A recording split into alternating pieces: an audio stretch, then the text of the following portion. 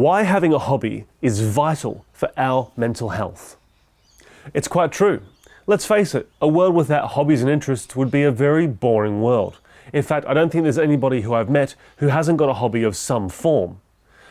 I've heard of people though who haven't got many hobbies, or actually there was one person who had no hobbies at all. And well, actually quite a sad story. An old friend of mine married somebody who didn't have any hobbies or interests, and unfortunately many years later the relationship failed because they didn't share anything, they didn't have anything in common, and they were always just in each other's pockets all the time. There was other things as well, but having a hobby is such a huge important part of our lives. It can uplift us. If we're ever feeling bored at home, if it's a rainy day or whatever it might be, or you just think you got nothing to do, having a hobby or several hobbies is a great way to elevate your mood and give you something to do, rather than just lying around the house all day watching Netflix and doing absolutely nothing. Hobbies are great because, of course, they get our creativity working, they get our minds working. And there are hundreds, probably thousands, maybe millions of potential hobbies all across the world. Now, I have several. One of mine is model railways, and you can actually find my other channel, Newton Grove 19F, all about model railways. I've also been very fortunate enough to make model railways a part of my career, which has been incredible.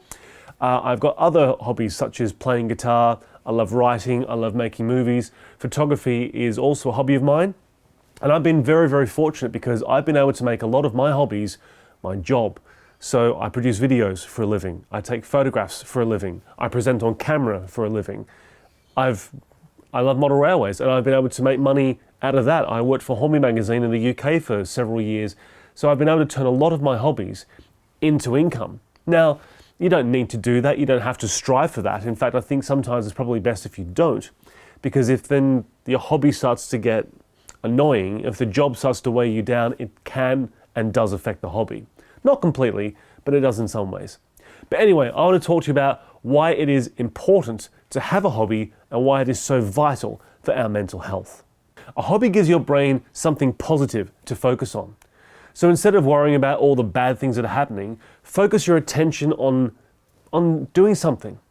Here's a story. I worked quite closely with Pete Waterman in the UK. Now, if you haven't heard of Pete Waterman, he's a music producer. He's famous for producing Rick Astley, Kylie Minogue, and many, many others. And I was very fortunate enough to work with him over a few years.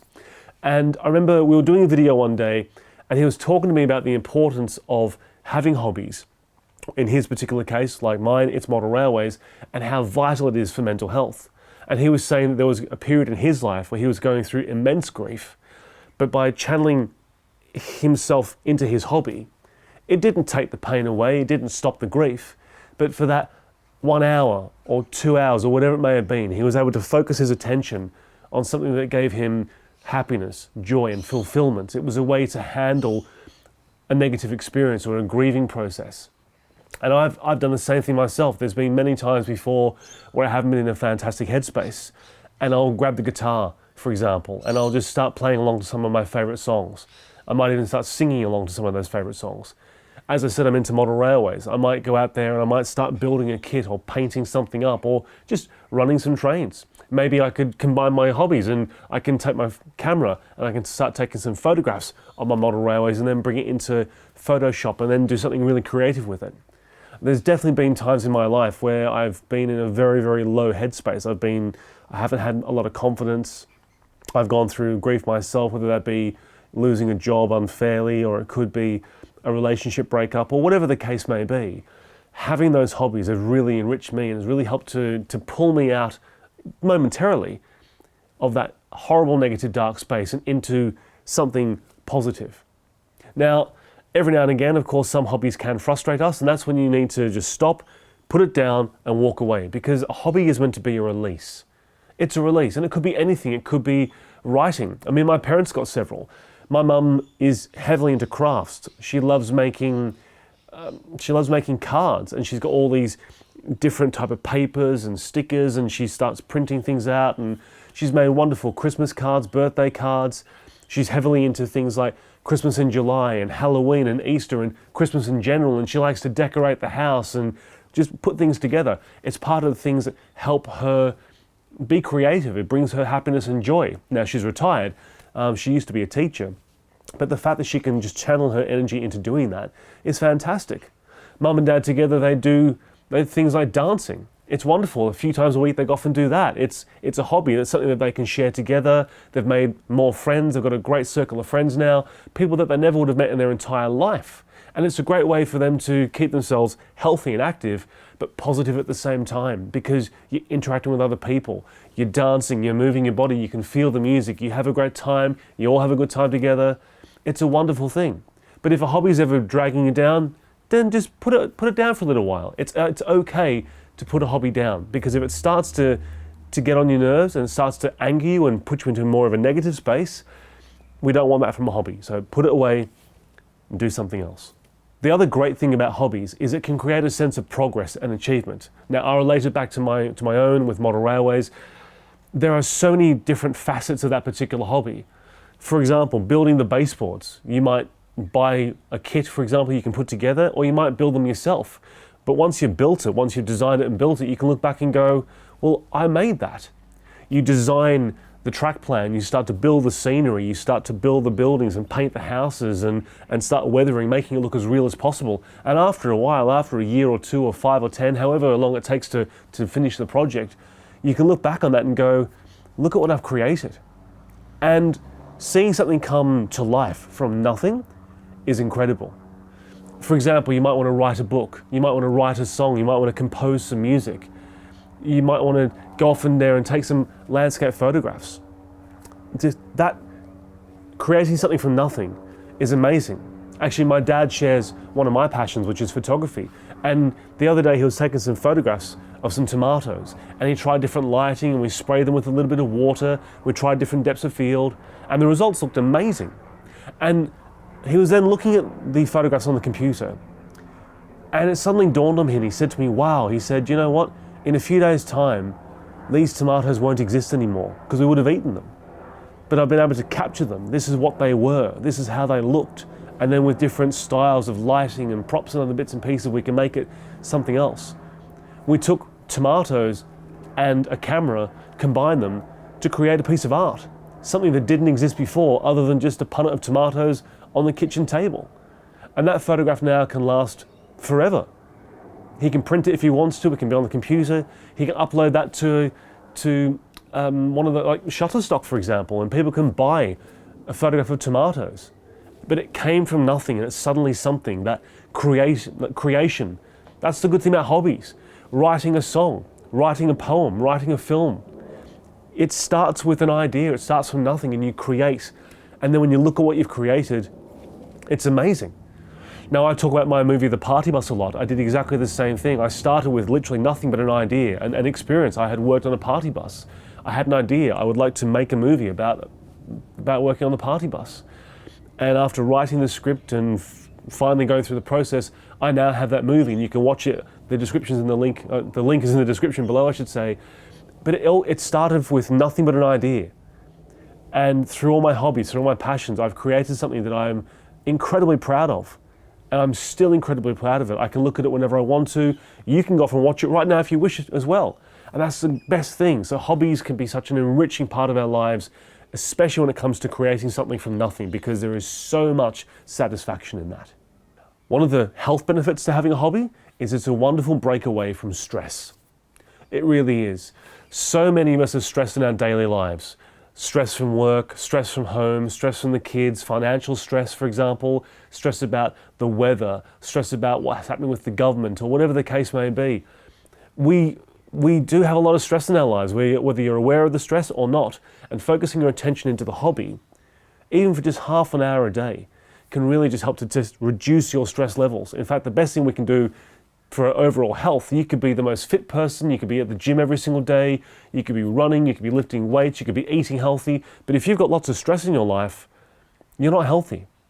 Having a hobby can reduce our stress so much. And yoga could be a fantastic hobby. Walking in nature could be a fantastic hobby. Learning to paint or draw could be a fantastic hobby. Riding a horse can be a fantastic hobby. Playing with your dog, a wonderful hobby, you know? Now, okay, I know that having a pet is more than a hobby, but you get what I mean. It's a great way of reducing stress. And that is one of the best benefits, not just to our mental health, but to our physical health as well. I said before, I've been able to make several of my hobbies a job, a career, and I'm so grateful for that. And I'm still doing that now. I'm still out there working as a photographer, producing videos, and of course, I'm also what they now call a content creator, which I'm not too happy. I don't particularly like the sound of content creator, but it's something I'm doing. And one of the best things that's actually helped me really focus, is ExitNine. Now, ExitNine is an incredible platform where you basically, if you're an entrepreneur, a business owner, or even a content creator, you can basically use that to build forward. You can set your goals, whatever they might be. And it could be, for example, starting a YouTube channel and growing to 10,000 subscribers. You might have a side business. You might have a bricks and mortar business, for example. You might have a business selling bicycles and you want to keep growing the business. You might be wanting to work on some form of goal, such as writing a book or achieving something amazing. ExitNine is so good because it's basically an AI system. But the more you talk to it, the more it understands you. It's more powerful than ChatGPT or Claude or any of the others. This thing is a genius. And the thing that I love about it the most of all is the accountability. Working with the coach and working with the 4 pillars and working with the journal. I have been journaling every single day in ExitNine. And it's great because it shows me how my motivation is, how my stress level is, how my focus is. And it's really good. I enjoy sitting there writing my journal entry every single day. I enjoy putting my goals there and working with what they call the coach on my content creation, where it says, right, well, when are you going to be filming your next video? And by this particular date, you need to have X amount done. And it's wonderful because I've always found that I need somebody to keep me accountable to help me achieve my goals. And it's always hard to get a physical person to be there for you, to help to keep you accountable. So ExitNine, for me, has been an absolute godsend because not only can I see my progress, I can track my progress, but I'm always held accountable, which in turn makes me accountable to myself. And I love it so much. So if you are a business owner, an entrepreneur, or a content creator, or you want to be, then I highly recommend ExitNine. You can click on the link in the description below. Seriously, it's an absolute godsend. I can't recommend it highly enough. It's done wonders for me, and it will do wonders for you. Now, if you're neurodivergent, like I am, then having a hobby is amazing, especially for things like hyperfocus. Now, I've said before, I'm dyslexic, I've got ADHD, I'm Asperger's. Having a hobby for me is amazing because in day-to-day life, I can get so overwhelmed over sometimes the smallest of things. I really struggle learning technical theory, and there's this one of my hobbies where I need to learn a lot of technical theory, and I get so overwhelmed, I get brain fog, and I get so frustrated and worked up, and I can't even describe to you how I feel. I just feel uncomfortable in my brain and my body. And having another hobby, such as the guitar, or my model railways, or photography, or walking in nature, whatever it is, but especially music and my model railways, I can focus on that. It takes the overwhelm away. The stress leaves me, the frustration leaves me, and I can just really, as I say, hyper-focus on my hobby or hobbies. And within minutes, literally minutes, I feel amazing. There's this great quote I heard years ago. I think it's a Bob Proctor quote, which basically says, do the thing and you'll find the energy to do the thing. So I might be sitting there thinking to myself, well, I don't really want to go out there and play the guitar. I'm not really in the mood. But if I just walk over and pick the guitar up and just start playing one song, halfway through that song, my mood changes. I really get into the song. I start to move and groove with the song. And then when that song finishes, I'll play another song. Suddenly half an hour's gone by, I've played 10 songs and I feel great. The frustration's gone, the overwhelm is gone, and that feeling of, well, I don't want to play guitar, that's gone too. And if anything, it's replaced with, I love playing guitar. I love playing along to my favorite music and my favorite bands, and I love being creative like that. So do the thing and you'll find the energy to do the thing. And if you're neurodivergent, if you've got sparkles in any way, having hobbies is amazing. It really is, because the world is tough enough as it is with everything involved, money, family, stress, friends, jobs, everything. Having a hobby is brilliant. If you're neurodivergent, it's even better because it just helps you to take the focus away from all the bad, negative stuff in your life, all the stresses, all the issues, and you can just enjoy something. Now, it's a cliche to say that anybody who's autistic likes trains. Hey, who cares? Asperger's is on the autism spectrum these days, apparently. I like trains. There's no stigma attached to it. I will happily talk to people forever about my love of railways. It's a hobby of mine. It's a passion. If it's not yours, that's fantastic. I'm not going to judge yours. You shouldn't judge mine, because a hobby is personal. A hobby is for me. There are some hobbies, of course, that you can share. In fact, you can make some great friends doing that. I've made wonderful friends in the hobby of music, where I've been playing in bands or on open mic jam nights. I've made wonderful friends with comedy. I've made great friends in the model railway world, especially in the UK. It's one of the things, certain hobbies attract so many people together, and you can become a part of a club, or you can meet like-minded people. You can learn skills you didn't have before. You can teach people skills they haven't got. Having a hobby is so enriching. And like I said at the very beginning, it can take away all that negative pain, all the sadness, all the depression, grief, refocus our minds. And when we see something that we've done, that we've achieved, that we've created from nothing, it's an amazing feeling. So if you haven't got a hobby, I urge you, get yourself one. And there are so many to choose from. It could be anything. I'm sure that somewhere deep down you know what you're interested in. If it's not a job, you can make a hobby out of it. And trust me, if you do it, you'll be loving it and you're going to thank me for it. And lastly, a good thing about a hobby is it can give you an identity beyond your work and responsibilities. So for example, if your hobby is music and you play bass guitar, you can go off there and go to jam nights. You can form a band. Suddenly, part of your identity is held within your music. It's an expression of yourself. You're within that band. Now there's a few great bands I love that I've seen on a regular basis. And there's one particular one, they're called the Herberts. They're a 1960s cover band, and they're incredible. Now, individually, they're their own people. They go off and they do their own lives. They're retired or they've got jobs, whatever the case may be. But they are known collectively as the Herberts. And they are an amazing bunch of people, amazing musicians, and they can really connect with their audience. They've built up such a wonderful following. So part of their individual identity now is the Herberts. And I can see, when you watch them on stage, they have so much fun and they love what they're doing, and they can see how much enjoyment the audience is getting. And that's the thing, sometimes you'll find that your hobby can inspire others. Now, I've been very fortunate with mine, especially with photography and what I did with Wellbeing magazine in the UK. I was able to enrich people's hobbies.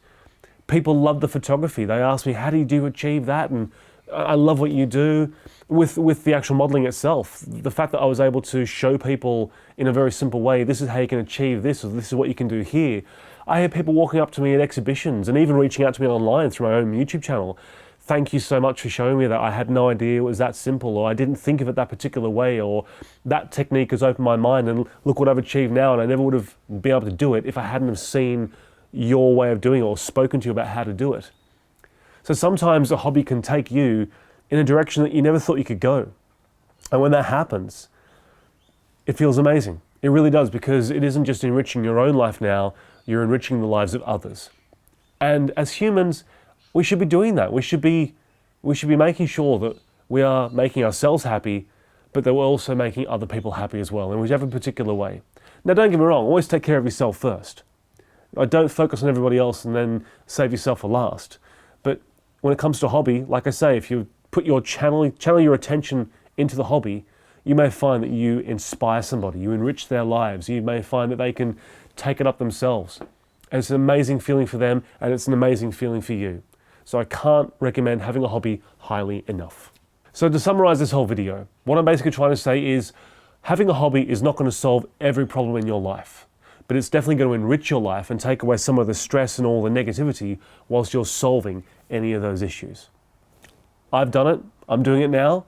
I'm sure you are too. And as I've said at the very beginning, if you haven't got a hobby, get yourself one, because life is meant to be enjoyable. There are so many things that we can do. Just go out there and try it. You're going to love it. Do me a favor now, subscribe to the channel and leave me a comment below. What hobby do you have? Do you love photography? Do you love drawing? Do you like building sandcastles? Are you creative? Do you like working with your hands? Do you enjoy metalwork or woodwork or electronics, for example? What do you do? I'd love to hear about it. There's a million hobbies out there, but what do you do? And how do you feel when you're doing it? Have you noticed that when you're doing it, you get into a different headspace and all of a sudden the problems of the world fade away? Or do you not have a hobby? Do you wish you had a hobby? Or are you trying to search for what sort of hobby you could find. Whatever it might be, I'd love to hear from you below, because I think that building up a great YouTube community over here can not only just enrich our lives, but also enrich this channel. And who knows, I could find a great topic to talk about through those comments and make more videos to hopefully inspire other people as well. So thank you very much for watching this episode of Identity Crisis. I've been Jonathan, and I'll see you next time.